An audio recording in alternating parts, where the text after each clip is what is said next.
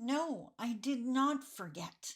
I did 4 other videos on missing pieces, legislation that has happened in Canada that continued the oppression or started the oppression of Indigenous peoples. And I shared with you how this is a full day seminar I do, and it touches on, well, let's put it this way. I have yet to have someone attend this seminar and not leave with a greater understanding of the frustrations of Indigenous people. So, in the last video that was way back in September, sorry about that, I brought you up to close to the 1900s. The Indian Act was now enacted and the residential schools existed. So, let's continue on this journey. We're going to start in 1885 with the Northwest Rebellion. Let's talk about it.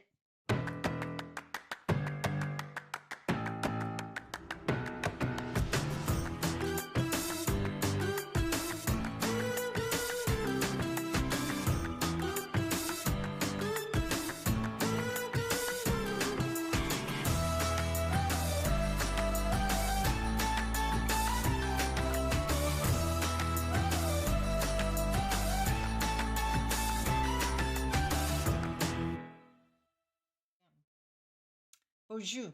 Mishko Paganonque Nadishnakas Mundo Dem. Hi everyone. My name is Sandy Boucher.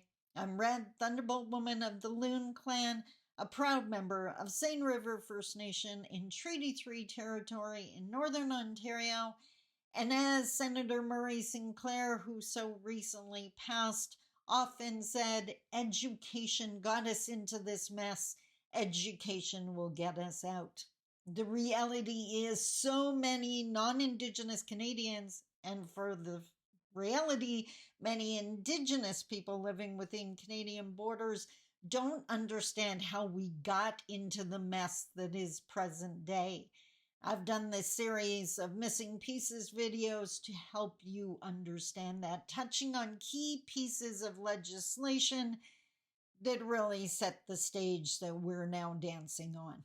So as promised, I said I was going to start with the 1885 Rebellion, the Northwest Rebellion, also known as the Northwest Resistance, I should say. Because of the 1885 Métis Rebellion, the federal government developed what they called the pass system, a process by which Indigenous people had to present a travel document authorized by the Indian agent in order to leave or return to their reserves. This means you needed a pass to go hunting, to go fishing, and in some cases to travel if a family member passed away. In some cases, to travel to the residential school to see your own kids. Totally at the whim of the Indian agent. And that travel pass was for specific days. I'll insert the picture so you can see what I mean. Bottom line, the pass system was a way of controlling Indigenous people. It wanted to prevent large gatherings because the settlers saw that as a threat. Colonial officials believed the pass system would prevent another conflict like the Northwest Rebellion. Next, now we're going to jump ahead to World War I, 1914 to 1918. Did you know that between 4,000 and 6,000 Indigenous people served in the military during the First World War? But upon their return, they were denied veterans' benefits. Thank you for your service. 1919, the League of Indians forms to advocate for improved living conditions and the protections of Indigenous rights and practices. Though its effectiveness is weakened by government harassment, police surveillance, and disunity among Indigenous groups, it forms the basis for Indigenous political organizing into the future.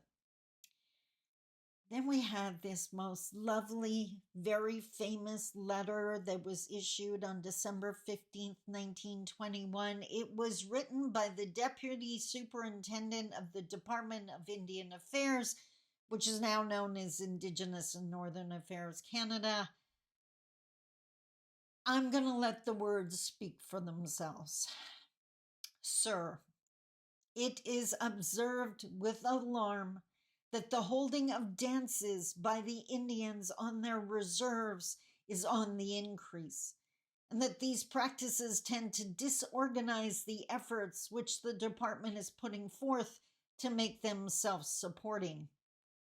I have, therefore, to direct you to use your utmost endeavors to dissuade the Indians from excessive indulgence in the practice of dancing.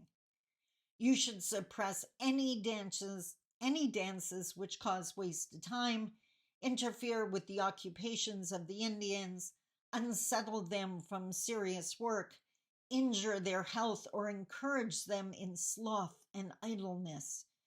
You should also dissuade and, if possible, prevent them from leaving their reserves for the purpose of attending fairs, exhibitions, etc., when their absence would result in their farming and other interests being neglected. It is realized that reasonable amusement and recreation should be enjoyed by Indians, but they should not be allowed to dissipate their energies and abandon themselves to demoralizing amusements. By the use of tact and firmness, you can obtain control and keep it, and this obstacle to continued progress will then disappear. The rooms, halls, or other places in which Indians congregate should be under constant inspection. They should be scrubbed, fumigated, cleansed, or disinfected to prevent the dissemination of disease. The Indians should be instructed in regard to the matter of proper ventilation and the avoidance of overcrowding rooms where public assemblies are being held, and proper arrangements should be made of the shelter of their horses and ponies. The agent will avail himself of the services of the medical attendant of his agency in this connection. Except where further information is desired, there will be no necessity to acknowledge receipt of this circular.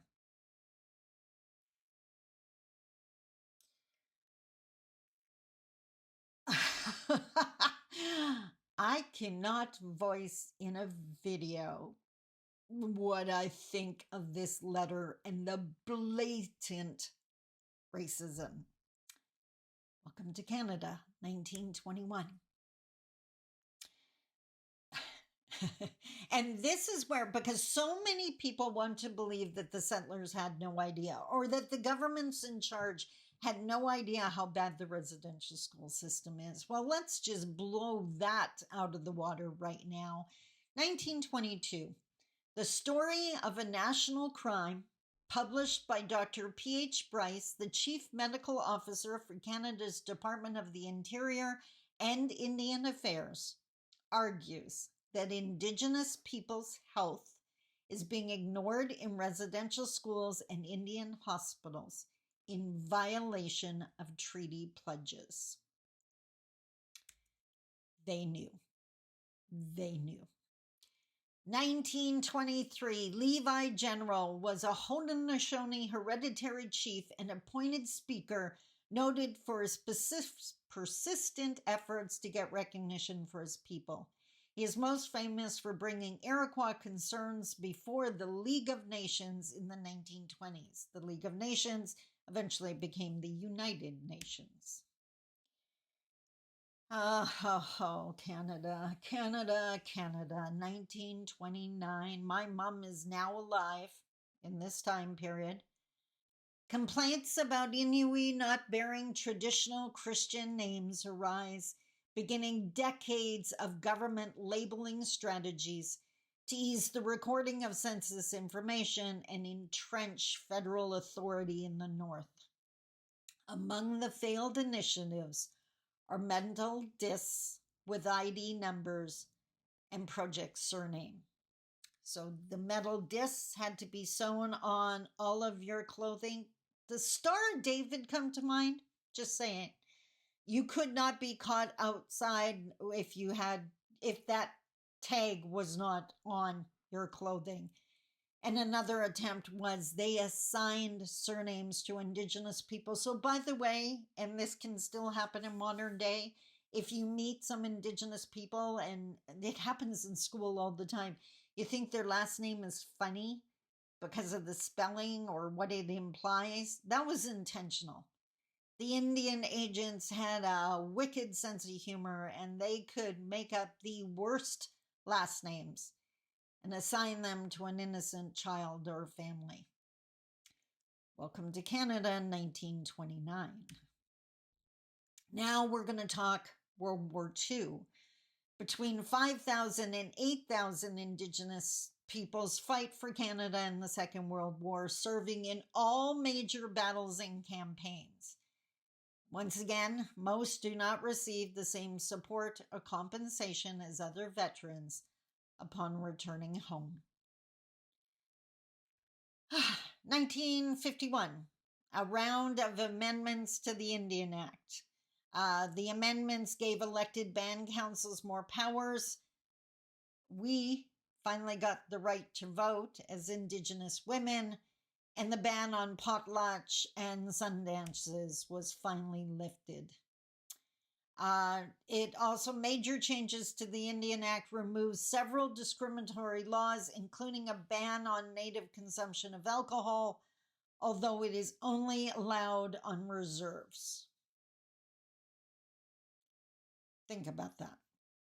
A totally oppressed, impoverished, controlled people, no doubt losing hope. Here's some alcohol.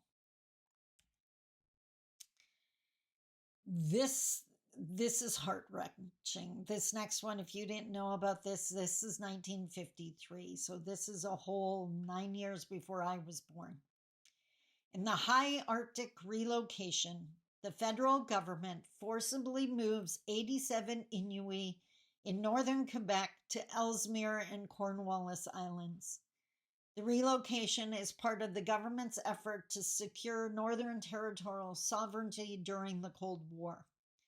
Adequate support for the communities does not follow. Larry Adlaluk, best attempt at his surname, was 2 years old when he and his family were uprooted from their home and dropped off 2,000 kilometers away on Ellesmere Island.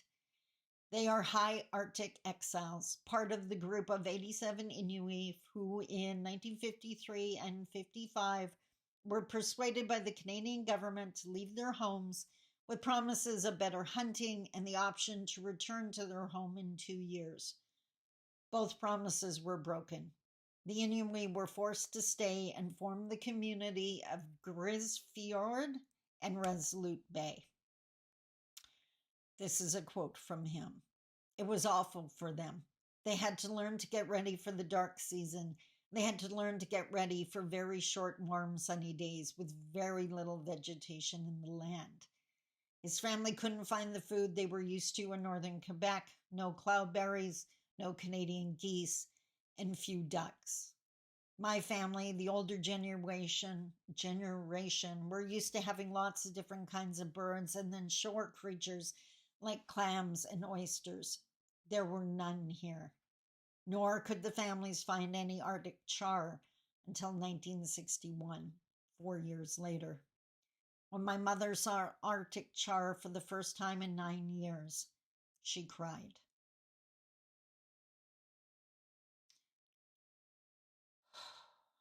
Moving on. 1954, Elsie Marie Knott becomes the first female chief of a First Nation in Canada when she is elected to lead the Anishinaabe, Ojibwe, Curve Lake First Nation near Peterborough, Ontario, and she holds the position for 16 years, not that long ago that we just finally got the vote. 1960s, Status Indians received the right to vote in federal elections, no longer losing their status or treaty rights in the process. So we had no say in federal elections until 1960, 4 years before I was born.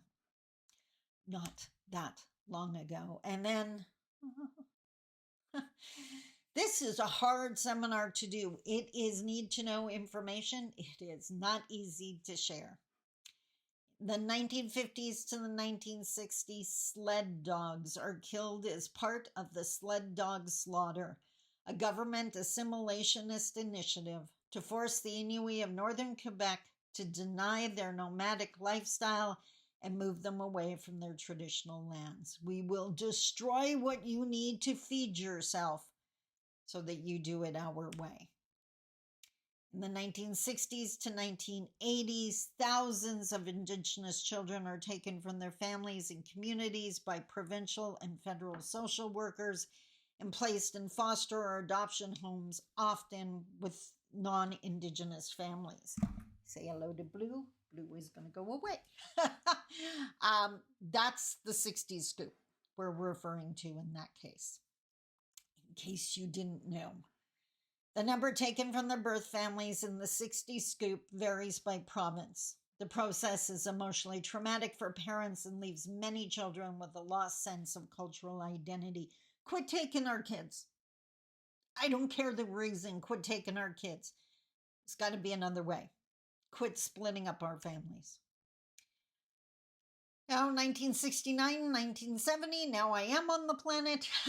A federal white paper on Indian affairs proposes abolishing the Indian Act, Indian status and reserves, and transferring responsibility for Indian affairs to the provinces.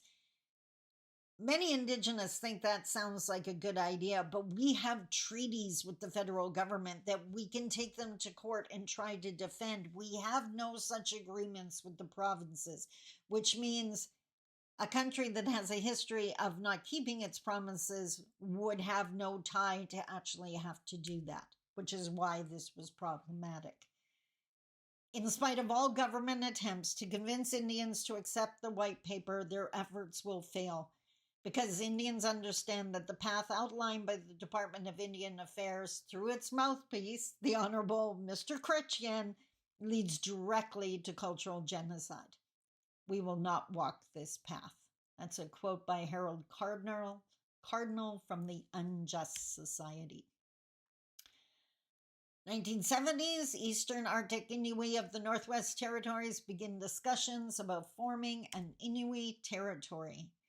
The Inuit Parasat, I don't know how to pronounce this, of Canada is formed as a national organization advocating for self-government, social, economic, environmental, health, and political welfare of Inuit in Canada, and preservation of language and history. That's in 2001. 1973, the Supreme Court of Canada, which we've had some good decisions at the Supreme Court level when the federal government goes sideways. The Supreme Court of Canada agrees that Indigenous people held title to land before European colonization, that this title exists in law and that it continues unless specifically extinguished. Named for Niska's chief Frank Calder, the Calder case forces the government to adopt new policies to negotiate land claims with Indigenous peoples not covered by treaties. When we talk about inherent rights, that's what this means, that it predates colonization. That was in existence before the settlers arrived. Need water. Sorry. In 1974, the Native Women's Association of Canada, NWAC, is established to advocate for the social, political, and economic welfare of Indigenous women and girls. It promotes education, challenges discriminatory policies, and works to reduce inequality. And ONWA, Ontario Native Women's Association, is the provincial version, does many, many, many great things. Great work happening there. 1976, you may remember this if you're old enough. I do. An anti-sealing campaign led by Greenpeace attacks Inuit hunting practices, economically devastating the Inuit communities for years. In 2014, they apologized. The Inuit were not the problem. 1980 to 1981, activists traveled by train from Vancouver to Ottawa aboard the Constitution Express to raise awareness about the lack of recognition of Indigenous rights in the proposed Canadian Constitution. I would love to learn more about this. If anyone in my comments knows anyone who took part in that, I would love to hear your stories. 1982, the Canadian Constitution is patriated. Thanks to the advocacy of Indigenous peoples, Section 35 recognizes and affirms Aboriginal title and treaty rights. Later, Section 37 is amended, obligating the federal and provincial governments to consult with Indigenous peoples on outstanding issues. We're still fighting with that one. 1982, the Assembly of First Nations formed out of the National Indian Brotherhood to promote the interests of First Nations in the realm of self-government, respect for treaty rights, education, health, land, and resources. And of course, the AFN is still alive and well. 1985, the federal government signs the Inuvialuit Final Agreement, the massive Western Arctic land claim. 1985, the Indian Act is amended again to address discrimination faced by Indigenous women. Changes to the Indian Act extend formal Indian status to the Métis, all enfranchised Aboriginals living off reserve land, and Aboriginal women who had previously lost their status by marrying a non-Aboriginal man. This is Bill C-31. And 1985 to 1990, there were several politically charged standoffs happening across Canada. You may remember these. The first one we're going to refer to is the War in the Woods, where 12,000 people showed up on the remote coast of Vancouver Island in the summer of 93 for the Clayoquot Sound blockades. History was in the making. It was one of the largest acts of mass civil disobedience in Canadian history, with almost 1,000 people getting arrested in what would become known as the War in the Woods. The arrests of youth and elders were seen on television screens and in newspapers around the world. The First Nations in the area, who had stewarded the natural abundance of that area since the last ice age, were opposed to the industrial-scale forestry being practiced and the complete lack of consultation around land use planning. Valerie Langer, who was a young literacy teacher at the time who had traveled to Vancouver Island on a tree planting contract, would become one of the core organizers of the blockades. We wanted to gain power with the company, she said. Rather than standing literally in the wilderness shouting about how wrong they were, we were going to go where their customers were. Within the next 2 years, Macmillan Bloedel had lost at least $200 million in pulp, paper, and wood contracts. This forced the company and the government to come to the table. Macmillan Bloedel gradually extricated itself from the sound and turned over control of the tree form license to the First Nations. Yay! That one turned out okay. Remember the Oka crisis? The Oka crisis sees Mohawk activists clash with Quebec provincial police for 78 days. The dispute began after officials in the town of Oka voted to build condominiums and expand a golf course into a pine forest and burial land that Mohawks living on the reserve of Kanesatake, west of Montreal, had always claimed as their own. Reserve members who called themselves Mohawk Warriors blocked a little-used road leading to the golf course, ignoring a court injunction to stand down. It was 4 months before the Quebec police stormed the barricade on July 11th. The botched raid escalated to violence, and Corporal Marcel LeMay died in the shootout. The military moved in a month later and encircled the encampment on the reserve with a ring of barbed wire. What followed was a standoff with the Mohawks taking refuge in a residential treatment center for drugs and alcohol. It was a tense and volatile environment, says Juanique Horn-Miller, who as a 14-year-old was there for 3 weeks during the standoff. Every movement we made, we had hundreds of guns pointing at us. It was traumatizing. Horn-Miller's job was to cook the midnight meal as well as breakfast and take it to the warriors who were holed up in the bunkers. On September 26th, the day to end the standoff was negotiated. The teenager was leaving the treatment center in Kanesatake, carrying her 4-year-old sister. I know what happens. She was carrying her 4-year-old sister when she was stabbed close to the heart by a soldier carrying a bayonet. Bayonet? That's what it's called, yes. Construction of the golf course and condominiums was canceled after the federal government bought part of the land, but ownership was never transferred to the Kanesatake Mohawk. Welcome to Canada. The last one we're going to talk about is the Ipperwash crisis. It was a dispute over Indigenous land that took place in Ipperwash Provincial Park, Ontario, in 1995. Several members of the Stony Point Ojibwe band occupied the park to assert their claim to nearby land which had been expropriated from them during World War II. During a violent confrontation, the OPP killed protester Dudley George. George was unarmed when an OPP officer fired and killed him, believing the stick in his hand was a weapon. And when I went to work in London, the elder for the event I was at is actually Dudley George's brother.